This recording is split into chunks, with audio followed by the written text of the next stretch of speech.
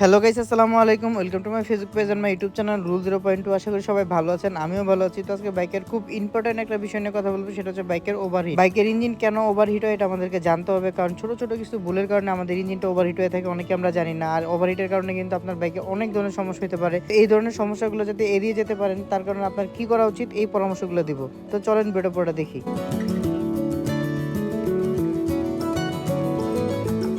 আমাদের বাইকের ইঞ্জিন বিভিন্ন কারণে ওভারহিট হইতে পারে। এর মধ্যে এক নাম্বার ওভারহিট হওয়ার কারণ হচ্ছে বাইকের ক্লাচ। আপনি যদি আপনার বাইকের ক্লাসের অ্যাডজাস্টমেন্ট সঠিক না রাখেন, ক্লাচ যদি টাইট করে চালান, সেক্ষেত্রে কিন্তু বাইকের ইঞ্জিন প্রচন্ড পরিমাণে হিট হবে এবং বাইকের তেল খাবে প্রচুর পরিমাণে। তো অনেকে দেখা গেছে হাফ ক্লাচ করে চালাইতে পছন্দ করে, কিংবা ক্লাস একটু টাইট থাকলে গাড়িটা রেডি পিক আপ দেয়, সেক্ষেত্রে অনেকে এইভাবে চালায়। কিন্তু এতে কি হলে কিন্তু আপনার ক্লাসের বাটি ক্ষয় হয়ে যাবে দ্রুত এবং ক্লাস সেটও নষ্ট হয়ে যেতে পারে। তো সেক্ষেত্রে কখনোই ক্লাস হাফ ক্লাস করে চালানো কিংবা ক্লাস টাইট করে চালাতে যাবেন না, সেক্ষেত্রে কিন্তু ইঞ্জিন প্রচন্ড ওভারহিট হবে।